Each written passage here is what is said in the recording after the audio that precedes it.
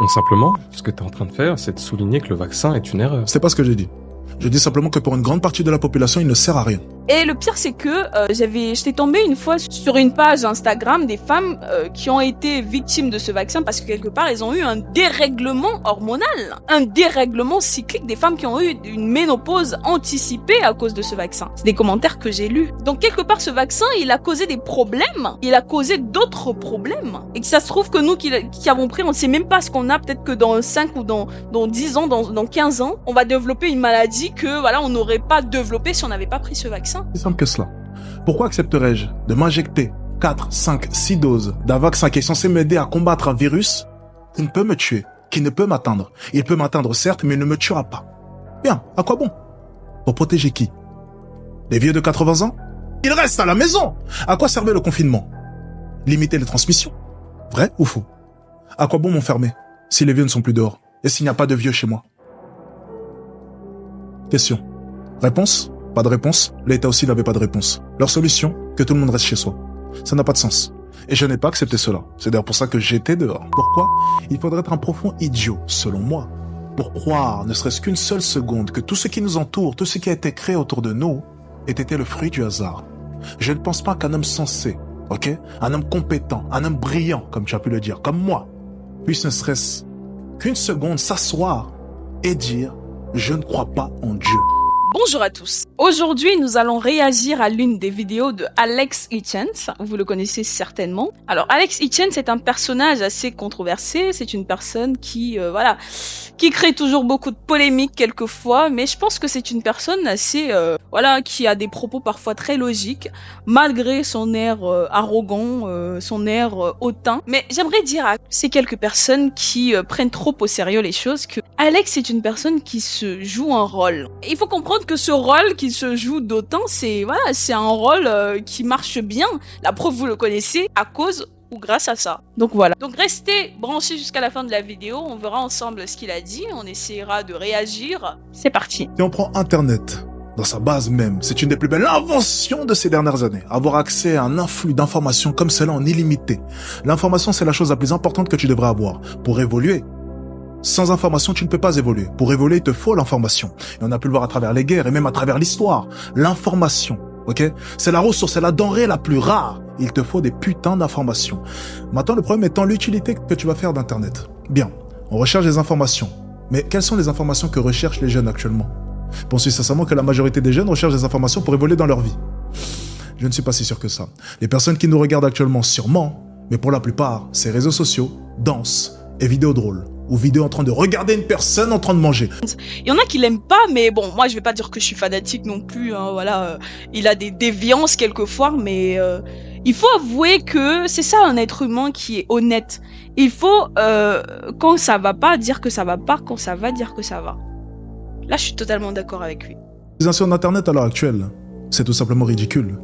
Prendre cet outil, qui à la base était quelque chose d'exceptionnel et qui aurait pu servir à l'humanité, et le transformer en quelque chose de ridicule.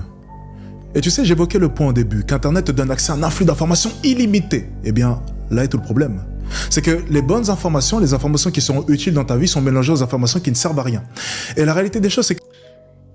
Et donc, il crée un bullshit, parce qu'il sait qu'en créant ce bullshit-là, il aura l'attention des gens. C'est ça, les intox. Sur Internet, t'as tout en fait. T'as le bon et t'as le mauvais. T'as la vraie information, t'as la fake. T'as des gens qui veulent juste buzzer, qui sont prêts à inventer l'information juste pour buzzer. Pourquoi? Parce que Internet aujourd'hui, les plateformes sont monétisées et donc il faut quelque part qu'ils se fassent des sous. Que les informations qui ne servent à rien sont bien plus divertissantes et produisent bien plus de dopamine. Et qu'adore ton corps humain? La dopamine. Du coup, comment tu peux expliquer que certaines personnes, je veux dire la grande majorité... Je vais juste vite faire rebondir sur ce qu'il vient de dire. Putain, c'est factuellement vrai. C'est tellement vrai. Combien de personnes aujourd'hui écoutent du contenu éducatif sur Internet? Malheureusement, très peu. On les compte. C'est une poignée de personnes. Je vais prendre un cas simple. Combien de personnes écoutent du contenu, par exemple, philosophique? Très peu. Pourtant, il y en a des chaînes de philosophie sur YouTube. Il y en a. Très peu. Si je faisais du contenu où je criais, je faisais des trucs un peu chelous là, j'aurais eu de l'audience. Malheureusement, c'est ça. Les gens, ils sont attirés que par des conneries aujourd'hui. Par des conneries. Très peu veulent s'éduquer réellement sur Internet. Très peu. C'est qu'une poignée de personnes au final qui le font. Très peu de personnes. La majorité sur Twitter, dès qu'elle voit une information, elle va se focaliser dessus, elle va dire que c'est la vérité alors que c'est pas du tout la vérité. Touché. Je le prends personnellement.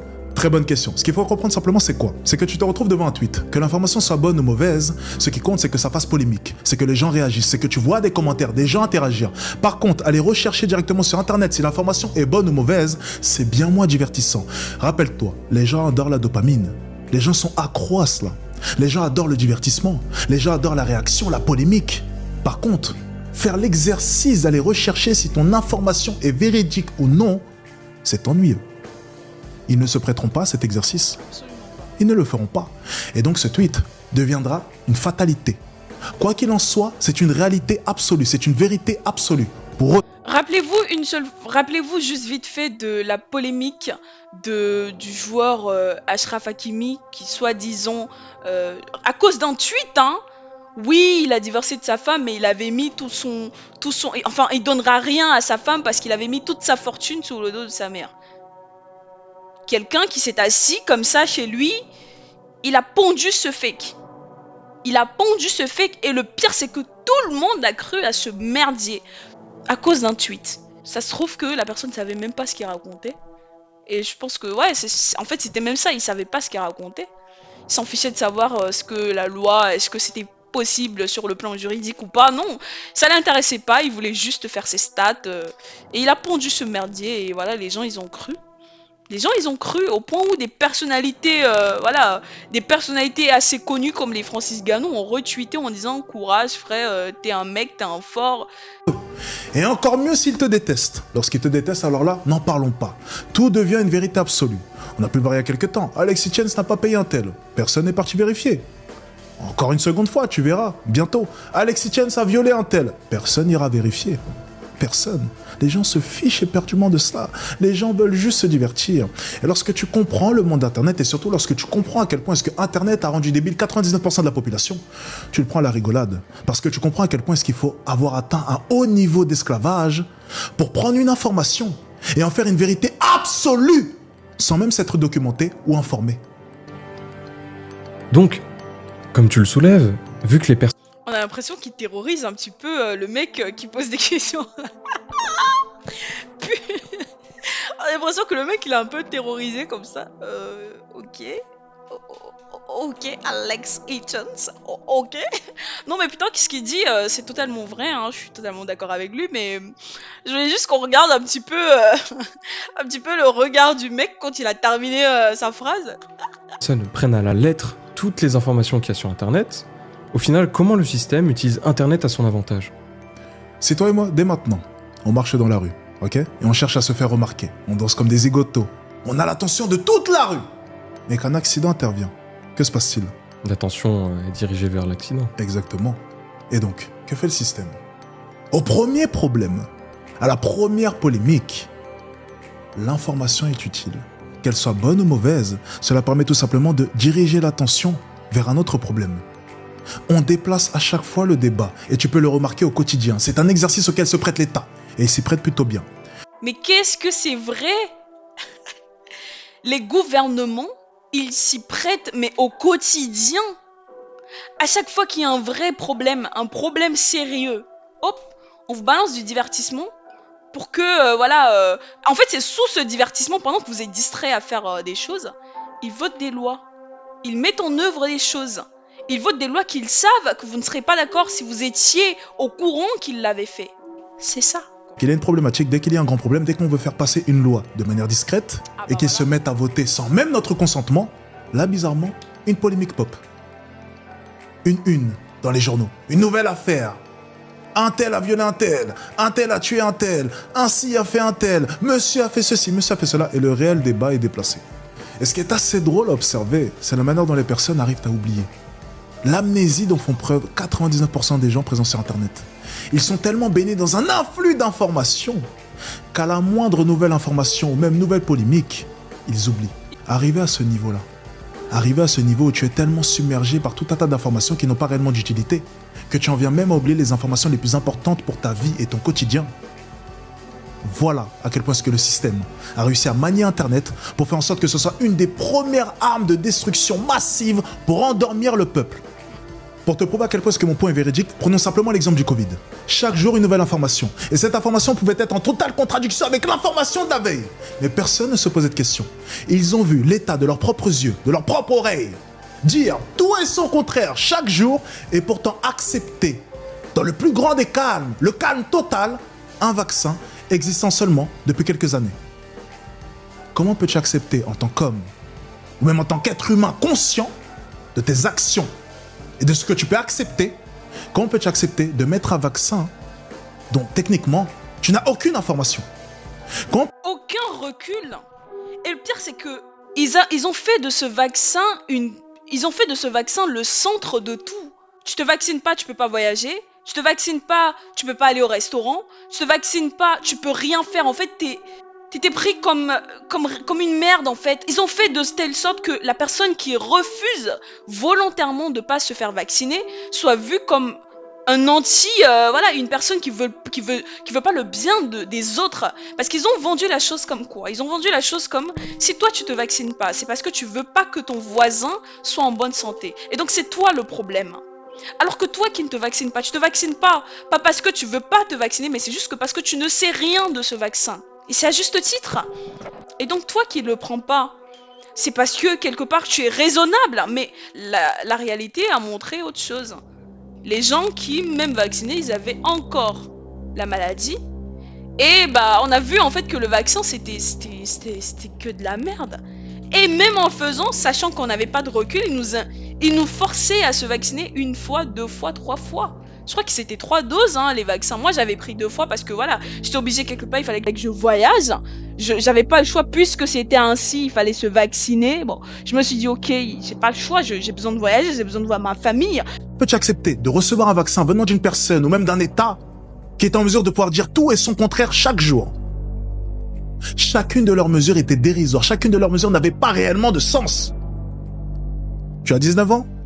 Tu ne peux pas être affecté par le Covid ou bien le Covid ne te tuera pas? Bien, reste chez toi. Ça a du sens pour toi tout ça? Et pourtant, tout le monde a accepté cela, dans le plus grand des calmes, comme si de rien n'était. Voilà où on en est. Un afflux d'informations, ça peut être une des choses les plus incroyables qui soit, lorsque tu sais trier l'information. Donc simplement, ce que tu es en train de faire, c'est de souligner que le vaccin est une erreur. C'est pas ce que j'ai dit. Je dis simplement que pour une grande partie de la population, il ne sert à rien. Et le pire, c'est que j'étais tombée une fois sur une page Instagram des femmes qui ont été victimes de ce vaccin parce que quelque part, elles ont eu un dérèglement hormonal, un dérèglement cyclique, des femmes qui ont eu une ménopause anticipée à cause de ce vaccin. C'est des commentaires que j'ai lus. Donc quelque part, ce vaccin, il a causé des problèmes. Il a causé d'autres problèmes. Et que ça se trouve que nous qui avons pris, on ne sait même pas ce qu'on a. Peut-être que dans 5 ou dans 10 ans, dans 15 ans, on va développer une maladie que voilà, on n'aurait pas développée si on n'avait pas pris ce vaccin. C'est simple que cela. Pourquoi accepterais-je de m'injecter 4, 5, 6 doses d'un vaccin qui est censé m'aider à combattre un virus qui ne peut me tuer, qui ne peut m'atteindre? Il peut m'atteindre certes, mais il ne me tuera pas. Bien, à quoi bon? Pour protéger qui? Les vieux de 80 ans? Ils restent à la maison. À quoi servait le confinement? Limiter les transmissions. Vrai ou faux? À quoi bon m'enfermer si les vieux ne sont plus dehors et s'il n'y a pas de vieux chez moi? Question. Réponse? Pas de réponse. L'État aussi n'avait pas de réponse. Leur solution? Que tout le monde reste chez soi. Ça n'a pas de sens. Et je n'ai pas accepté cela. C'est d'ailleurs pour ça que j'étais dehors. Je pense que tout le monde l'a oublié, mais durant ces mois de confinement, on devait s'auto-attester pour sortir. L'auto-attestation. Encore une fois, c'est un non-sens. C'est à l'image de l'État, tout simplement. Ça me fait penser à une chose. La prostituée a le droit d'être prostituée, mais le client n'a pas le droit de venir voir la prostituée. Alors comment vit la prostituée si elle ne peut pas avoir de clients? C'est un non-sens, encore une fois. Mais lorsque tu analyses à la française, il y a tout un tas de contradictions. Et ça rejoint tout simplement mon point du début. Comment puis-je écouter un État qui n'est même pas en mesure de pouvoir prendre des mesures ou adopter des lois qui ont un réel sens et qui ne sont pas en contradiction? Comment? Demain, je suis censé te faire confiance. Tu me dis tout et son contraire chaque jour. Un jour je vais faire ci, un jour je vais faire ça. Mais ce n'est jamais la même chose. Penses-tu sincèrement que j'aurais confiance en toi? Absolument pas. Non. Alors pourquoi ferais-je confiance à l'État? Parce que c'est le grand méchant loup? Parce qu'il nous dirige? Parce qu'il a un pouvoir sur nous? Et ce qui est vraiment étrange, en fait, c'est même pas étrange, mais c'est un fait, c'est que l'État aujourd'hui a le pouvoir parce que la population lui a donné le pouvoir. Parce que je suis censé me laisser faire, parce qu'ils sont bien plus nombreux que moi. Et ce sont mes maîtres, et ils sont censés me diriger. Je suis censé obéir à mes maîtres. C'est ça? Parce que c'est l'État. Je ne devrais pas écouter mes principes? Suivre mes principes? Non. Je préfère mourir plutôt qu'accepter ce genre de choses. Mais tu prends pas en compte que certaines personnes étaient contraintes de se faire vacciner pour aller travailler. Tu sais ce qui me procure le plus grand bonheur à l'heure actuelle? C'est avoir le choix. Ces personnes prétendent chaque jour, les pauvres, c'est leur phrase préférée, que l'argent ne fait pas le bonheur. Pour moi, le réel bonheur, c'est avoir le choix. Le choix d'habiter où je veux, faire ce que je veux. Pouvoir choisir. Ces personnes avaient-elles le choix? Non. Ils n'avaient pas le choix, malheureusement. T'es salarié, tu vis, ton loyer, tu l'as payé. Pendant le confinement, je suis désolée, mais sauf erreur de ma part, les loyers, on les payait encore. Hein. C'est ça quand t'es pauvre. En fait, quand t'es pauvre, t'as pas le choix. Tu n'es pas libre, en fait. Quand t'es pauvre, ou alors quand t'es salarié en général, tu échanges ton temps contre de l'argent. Tu échanges tes services contre de l'argent. En fait, c'est même pas des services tant que tels. C'est ton temps. Tu consacres ton temps à ton employeur pour qu'il te donne de l'argent afin que tu puisses payer tes charges fixes, c'est-à-dire quoi, ton loyer, toute ton électricité, le gaz, voilà, te faire plaisir, etc. Mais en fait, tu échanges ton temps à contre-cœur même parfois, parce que je dirais que quand tu travailles, je suis désolée, t'as des jours où t'as pas envie d'aller travailler. T'as pas envie d'aller travailler, mais tu fais quoi? Tu te lèves quand même, tu vas travailler parce que tu n'as pas le choix. Ou alors, si t'as payé ta maison, la banque attendra que tu lui verses, c'est même pas qu'elle attendra, elle te prélèvera directement depuis ton compte. Donc elle s'en foutra de savoir si t'as de l'argent ou si t'as pas d'argent. Ils s'en foutent. Tu dois travailler pour cela. Et oui, je suis d'accord encore une fois avec Alex Hitchens. Je suis totalement d'accord. Et pourtant, c'est ces mêmes personnes qui viennent m'accuser, qui viennent me traiter, qui viennent me critiquer sur le fait que je dise que l'argent te permet de pouvoir acquérir le choix. Le choix qui te lie au bonheur. Si tu te sens heureux, c'est parce que tu te sens libre. Si tu es libre, c'est que tu as le choix. Mais ces personnes n'avaient pas le choix. Et ces personnes n'ont jamais eu le choix. Alors, ce que j'aimerais simplement dire à toutes ces personnes qui viendraient me dire que effectivement elles avaient besoin d'aller travailler, eh bien, vous voyez, voilà une bonne raison pour faire de l'argent et acquérir le bonheur, le vrai bonheur, le bonheur où tu as le choix. Pas où tu te lèves chaque jour pour faire du 9h 17h et écouter un boss et devoir t'injecter du poison dont tu ne sais même pas la provenance. Simple question, penses-tu sincèrement que la vie est faite pour être simple? Non. Penses-tu sincèrement que ta vie aurait plus de saveur si elle était simple? Non. Alors pourquoi vouloir la simplicité? La grande majorité des personnes cherchent la simplicité. Exactement, c'est pour ça qu'elles ne l'auront pas.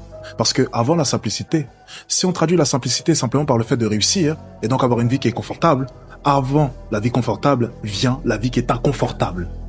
Parce que c'est dans l'inconfortable que tu te construis, pour acquérir le confortable.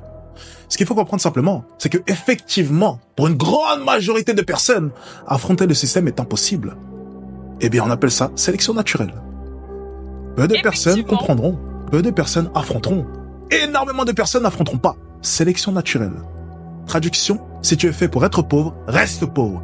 Si tu es né pauvre et que tu veux devenir riche, deviens riche. Mais tout est une question de sélection. Nous ne pouvons pas pleurer indéfiniment pour toutes les personnes qui n'ont pas eu le courage d'affronter le système. C'est la sélection naturelle. Je ne me sens pas triste pour toutes ces personnes qui ont été forcées de faire le vaccin. Ou bien toutes ces personnes qui n'arrivent pas à affronter le système. Ou même toutes ces personnes qui vont rester dans du 9h 17h. Je ne ressens aucune pitié parce que je comprends ce monde. Le monde est fait ainsi. Il y a des petits animaux qui se font manger par des plus gros. Et ainsi de suite. Et ainsi de suite. Jusqu'à arriver au top. Ça a toujours été comme cela. Le monde a toujours été injuste. Les mouches ne pleurent pas de ne pas avoir été des lions. La nature est faite ainsi. Et donc, tu ne trouves pas ça triste qu'une grande majorité de personnes n'arrivent pas à confronter le système, alors que toi, tu y arrives? Lorsque tu manges ta côte de bœuf, te sens-tu triste pour l'animal qui a été tué? Non. Pourquoi? Parce que tu comprends la chaîne alimentaire. Le monde a toujours été fait ainsi. Le monde a toujours été comme cela. Il y a des plus forts, des plus faibles. Tu te fais manger, il se fait manger. Tu manges à ton tour. Le monde est fait ainsi. Tu ne peux transformer la grande majorité de la population mondiale en personnes fortes. Ça n'aurait aucun sens. Le monde n'est pas fait ainsi, et le monde n'est pas fait pour tourner comme cela. Et il faut des... Bon, il parle trop juste, hein, il parle trop juste, je suis totalement d'accord. Par contre, je suis un peu, voilà, Alex, faut moins crier, tout simplement, voilà, tu peux parler doucement, on t'entend, quoi. Mais oui, il parle juste, honnêtement. plus forts. Et il faut des plus faibles. C'est l'équilibre parfait de ce monde. Si ce monde n'est pas fait ainsi, si les équilibres s'inversent, tout explose. Et il n'y a plus de monde. L'être humain est très bien fait. La Terre est très bien faite. L'univers est très bien fait. C'est un parfait équilibre. Une parfaite alchimie. Il suffit d'un élément qui change pour que toute la chaîne s'écroule. Alors pour répondre à ta question, je ne ressens aucune pitié. Je le répète encore une fois. Je comprends la complexité de l'être humain et je comprends la complexité de ce monde et je comprends la création de Dieu. La plupart des personnes brillantes comme toi que j'ai pu rencontrer ne croyaient pas en Dieu. Eh bien, salut à toi mon ami. Voici la personne la plus brillante que tu aies pu rencontrer. Pourquoi? Il faudrait être un profond idiot, selon moi, pour croire, ne serait-ce qu'une seule seconde, que tout ce qui nous entoure, tout ce qui a été créé autour de nous, ait été le fruit du hasard. Je ne pense pas qu'un homme sensé, ok? Un homme compétent, un homme brillant, comme tu as pu le dire, comme moi, puisse ne serait-ce qu'une seconde s'asseoir et dire « Je ne crois pas en Dieu ». Ce serait une profonde bêtise. Un niveau d'arrogance. Mais il y a des choses que nous n'arrivons pas à expliquer. Nous n'arrivons toujours pas à expliquer pourquoi est-ce que nous sommes des êtres conscients de notre conscience. On peut pas l'expliquer ça. Très élevée de croire qu'il n'a pas eu l'influence de quelque chose pour créer ce monde. Je suis totalement d'accord avec Alex Hitchens sur ce passage. Il a été totalement juste, il a été totalement vrai. En tout cas, dites-moi ce que vous avez pensé de la vidéo, qu'est-ce que vous avez pensé de mes commentaires, qu'est-ce que vous avez pensé de la vidéo en elle-même, de ses propos. Est-ce que vous êtes d'accord avec ce que j'ai dit? Est-ce que vous êtes d'accord avec ce qu'il a dit? Dites-moi dans les commentaires et on se dit à la prochaine pour une nouvelle vidéo. N'oubliez pas de liker la vidéo, de vous abonner, de me laisser un petit commentaire. Et on se dit à la prochaine. C'était Maïva.